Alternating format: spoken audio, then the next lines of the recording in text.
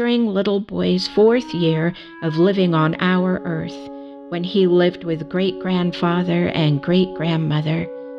The sad child was pondering the ground and the soil, as one who is 4 years old often does, when a slug with a blue eye studied him intently and was unafraid.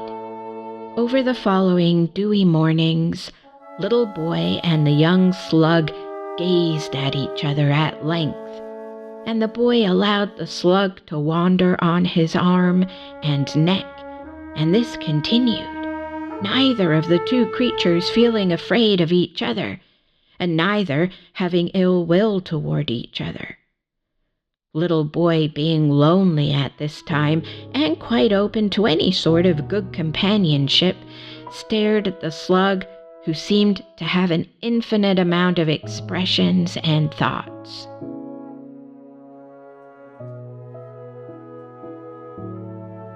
Three mornings into the stare-down, the slug suddenly began coughing, and then said clearly in a low and slow slug voice, "The end is nar, yet nar seems far.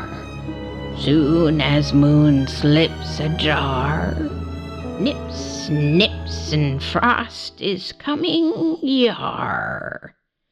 Slanted moon won't soon disappear, nearer nor fear of salt, nor brine, nor beer, nor worry under heel, nor carriage."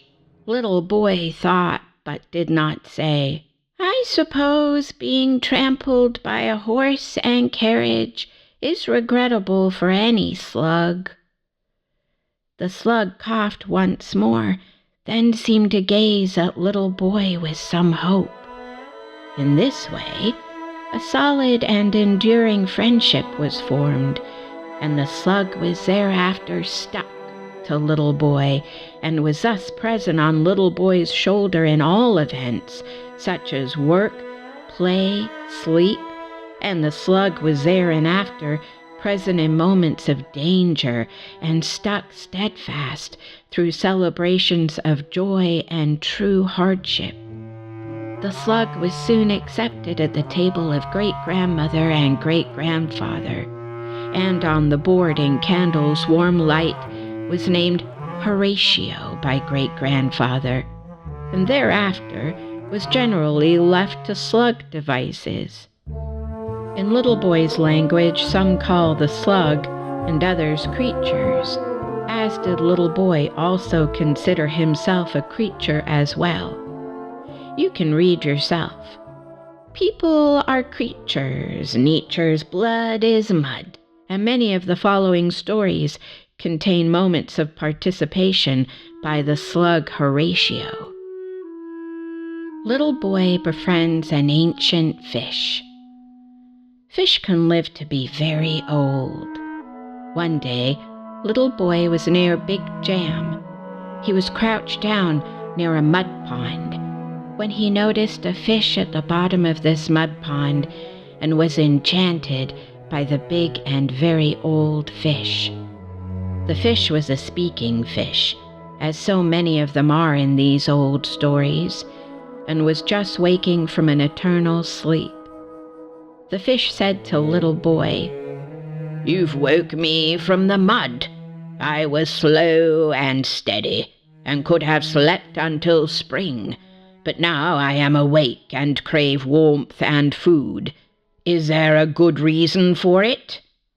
Little boy was both afraid and was also joyful, hearing this fish speak out loud in a clear, if not terribly languorous and tired voice, and was always very interested in talking to any creature who might talk to him, and thus spoke directly to the fish. "Sorry to wake thee, majestic pond creature. If thou art indeed as old as it seems, this pond is the home of the wisdom of dreams. Then this little boy is in search of a teacher." The fish, being a lover of the art of poetry who preferred, incidentally, the use of haiku, quickly warmed to the little boy. "Since I'm awake, I'd like to know what life is like for a little boy." And thus little boy was able to tell the fish of his friend, the slug. The fish said, "It sounds like a little boy can be friends. I have been a fish for 100 great slumbers, which is a very long time, and have never trusted a human not to eat me. And I know a thing or two my own self, which is worth sharing. If you'd like to know it, I will show you the secret of being so old." Little boy said to the fish, "I would very much like to know the secret of being so old." "Then," said the very old fish, just now really starting to wake up, "I will show you, but first you must get into the water, and we must swim together as equals."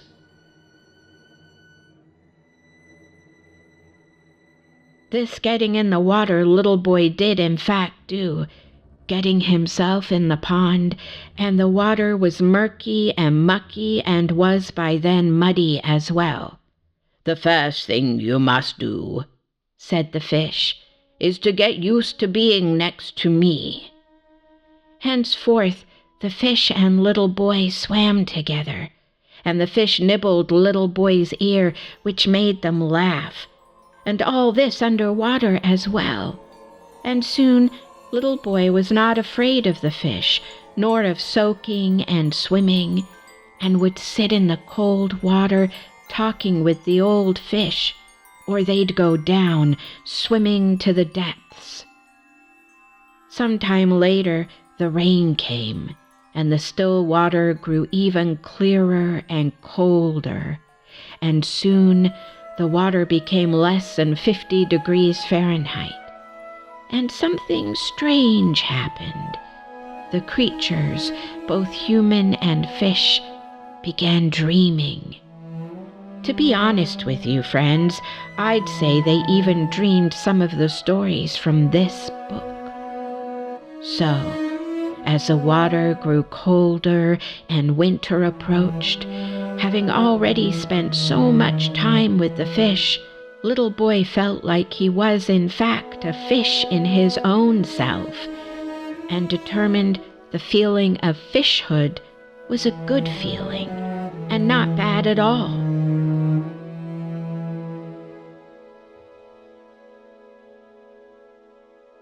In deep winter, the two could hear each other's thoughts at one point, and the fish did at once express, "When the water becomes cold, our hearts will beat very slowly, and you will know what it is to be even more a fish." And sure enough, when the temperature of the world cooled down, and above them froze solid, the snow came and went again, and little boy could feel his heart drumming very, very, very slowly. And he followed this patient drumbeat, which accompanied him on endless dreams through his longest winter.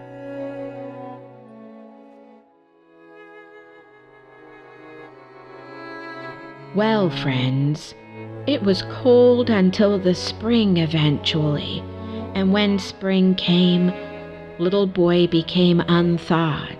His heart started beating again, and slowly he came back to becoming a little boy and was no longer a fish. And then eventually he himself stood up and left the mud pond and saw above himself jelly birds floating through the sky like paratroopers. And little boy once again lived as a boy of 7 years in the cabin, shiver within, and to his great-grandparents he was returned to cries of joy.